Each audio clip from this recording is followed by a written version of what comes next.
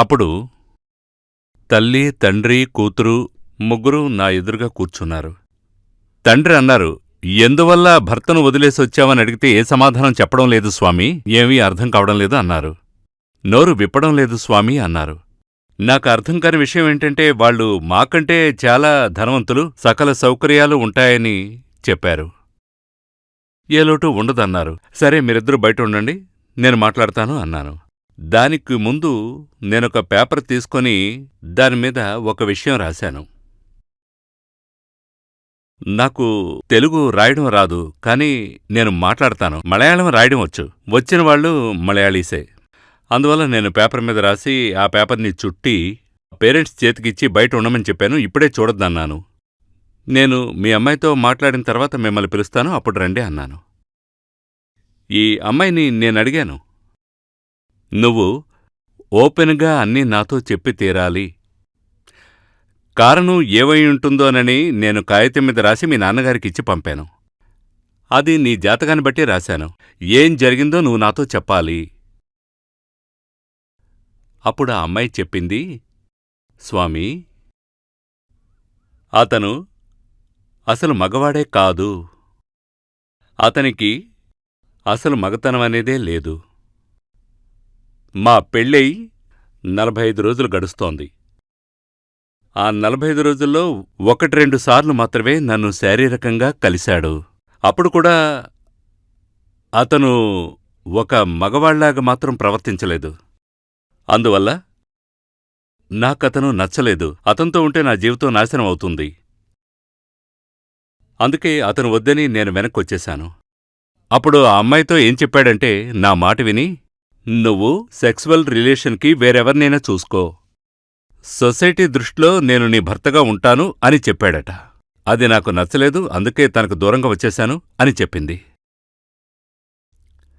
సరే నువ్వు బయటికి వెళ్ళి అమ్మానాన్నల్ని పంపించు అన్నాను. ఆ పేరెంట్స్ లోపలికొచ్చారు. సరే మీకిచ్చిన చీటీ మీ అమ్మాయికి చూపించండి అన్నాను. ఆ అమ్మాయి అది చదివి షాక్ అయి అలా వెళ్ళిపోయింది. అందులో నేను ఏం రాశానంటే, ఆమె భర్త ఖచ్చితంగా ఒక నపుంసకుడు అని రాశాను. నేను ముందే అలా రాశాను, నపుంసకుడు అని. అది జాతకంలోనే ఉంది. 8వ స్థానంలో పాపగ్రహం ఉంటే, ముఖ్యంగా బుధుడు నీచస్థానంలో ఉంటే అతనికి మగతనం అనేదే ఉండదు. నపుంసకుడు అంటే స్త్రీ సాంగత్యానికి పనికిరాడు. జ్యోతిష్ శాస్త్రం ఎంత పర్ఫెక్ట్గా ఉందో మీరే చూడండి. కాసేపయ్యాక ఆ అమ్మాయి లోపలికొచ్చింది. ఆ చీటీ చూశాక బయటికి వెళ్ళింది కదా. అమేజింగ్ స్వామీ, మీరింత కరెక్ట్గా ఎలా చెప్పగలిగారు? ఇదే కారణం. వాళ్లంత ధనవంతులం కాకపోయినా మేము కూడా ధనవంతులమే. మాక్కూడా సొంతంగా ఓ ఫ్లైట్ ఉంది. భాగ్యవంతులం. నాకిక్కడ అన్నీ ఉన్నాయి, ఏ లోటూ లేదు. భర్త కోసమే కదా నేనక్కడికి వెళ్ళాను పెళ్లి చేసుకొని. కాని ఆ భర్త చేతకానివాడైనప్పుడు నేనెందుకు అక్కడ ఉండడం అని ఆ అమ్మాయి అంది. అదేవిధంగా ఆ అమ్మాయి సోదరుడి, నేను చెప్పాను కదా, జరగదు, ఒకవేళ జరిగినా కూడా నెల రోజులు కూడా కాపురం చేయరు అని. అసలా పెళ్ళే జరగలేదు. పెళ్లికి ముందే పెళ్లికూతురు వద్దంది. నేనితన్ని చేసుకోను. అదే నేను చెప్పేది కొడుకు గురించి. పెళ్ళి ఎంగేజ్మెంట్ నిశ్చితార్థం జరిగింది, కాని నాకు ఈ పెళ్లి వద్దు అనేసింది. మొత్తానికి ఆ 2 పెళ్ళిళ్ళు చెడిపోయాయి. అందుకే జ్యోతిష్ శాస్త్రం అంత గొప్పది. చూడండి, వాళ్లది చాలా చాలా గొప్ప ఫ్యామిలీ. అందుకని వాళ్ళు చిన్న చిన్న చోట్ల జాతకాలు చూపించరు, పెద్ద చోట్లే చూపించుంటారు. శాస్త్రం గురించి పూర్తి అవగాహన ఉన్నవాళ్ల దగ్గర. అలా చూపించాక జాతకాలు కలిశాయి అని చెప్పాకే వీళ్ళకి ముహూర్తాలు పెట్టారు, పెళ్ళయింది, ఎంగేజ్మెంట్ అయింది. కాని ఆ 2 విఫలమయ్యాయి.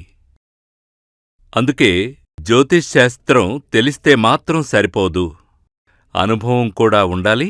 దానికి మించి దైవకృప కూడా ఉండాలి. అప్పుడే శాస్త్రం ప్రకారం అందులో ఏం రాసుందనేది మనం చెప్పగలుగుతాం. అది విషయం. అంటే వైద్యం చేసే డాక్టర్లు చాలామంది ఉంటారు, కాని హస్తవాసి గల డాక్టర్స్ ఒకరిద్దరే ఉంటారు అని అంటుంటారు కదా. మరి దీని అర్థం ఏంటంటే దైవకృప గలవారు, అదే హస్తవాసి గల మంచి డాక్టరు అని చెప్తూ ఉంటారు. హస్తవాసి కలిగిన వ్యక్తి అంటే దైవకృప కలిగిన వ్యక్తి అని అర్థం. అంటే అంత దైవత్వం కలిగిన వ్యక్తి అయి ఉండాలి మీ పురోహితుడు. అలా ఉంటేనే మీ భవిష్యత్తు గురించి, మీ యొక్క భూత భవిష్యత్తు వర్తమానాల గురించి ఆయన చెప్పినట్టుగా మీ జీవితంలో జరుగుతుంది. అలా జరగాలి అంటే శాస్త్రం గురించి తెలిస్తేనే చాలదు, దైవత్వంతో అనుభవజ్ఞుడయి ఉండాలి.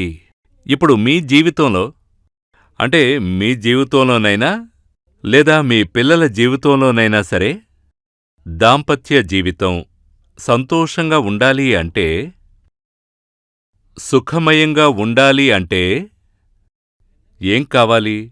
డబ్బు కావాలి కదా. డబ్బు లేకపోతే ఏం సుఖం ఉంటుంది ఈ కాలంలో? ధనం ముఖ్యం ఈ కాలంలో. మరి ధనభాగ్యం రెండు జాతకాలు కలిసినప్పుడు ఉంటుందా లేక ఉండదా అనేది తెలుసుకోవాలి. అది చాలా ముఖ్యం. సంతానభాగ్యం ఉంటుందా అనేది కూడా తెలుసుకోవాలి.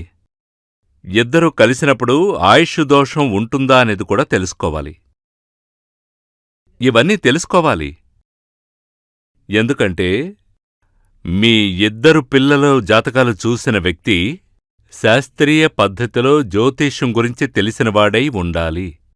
లేదంటే ఇంతకు ముందే చెప్పినట్టు పెళ్ళైనా కూడా సంతోషకరమైన జీవితం ఉండదు, లేదంటే వాళ్ళిద్దరూ విడిపోతారు.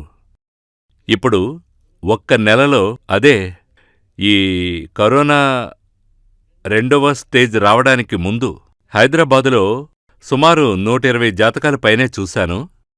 వాటిలో 60 కంటే ఎక్కువ జాతకాలను నాకు చూపించడానికే వచ్చినవాళ్లు వివాహ రద్దుకి సంబంధించిన కేసులే, డివోర్సులు, వాటికోసమే వచ్చారు. కొంతమంది 5 ఏళ్లుగా కేసు నడుస్తోందన్నారు, కొంతమంది 3 ఏళ్లుగా కేసు నడుస్తోందన్నారు, ఏడాదిగా కేసు నడిచేవాళ్లు కొంతమంది. కేసుకు వెళదామా లేదా మ్యూచువల్ అండర్స్టాండింగ్తో విడిపోవచ్చా అని అడిగారు. అసలు దీనంతటికీ కారణం ఏంటి? సరైన వ్యక్తికి జాతకాలు చూపించకుండా పెళ్లి చేయడమే. అందులో ఎక్కువగా లవ్ మ్యారేజ్లే ఉన్నాయి. ఈ లవ్ మ్యారేజ్లు ఇప్పుడు మీరే చూడండి. కోర్టుకు వెళితే గనక కొన్ని వేలల్లో డివోర్స్ కేసులుంటాయి. వాటిలో 50% కంటే ఎక్కువ, 60% కంటే ఎక్కువ అనుకోండి, ఖచ్చితంగా ప్రేమించి పెళ్లి చేసుకున్న వాళ్ళ కేసులే ఎక్కువ. దానికి కారణం ఏంటంటే ఈ కాలంలో దైవ నమ్మకం, ఈశ్వరారాధన, తల్లిదండ్రుల్ని గౌరవించడం ఇవేమీ లేవు. అందువల్ల దైవకృపే లేదు. ఒకరికొకరు చూసుకుంటున్నారు, ప్రేమించుకుంటున్నారు, లవ్ చేసుకుంటున్నప్పుడు అమ్మాయి యాక్ట్ చేస్తోంది, అబ్బాయి యాక్ట్ చేస్తున్నాడు. ఈ యాక్టింగ్లోనే అలా కొంతకాలం ప్రేమించుకుంటున్నారు, పెళ్ళవుతుంది.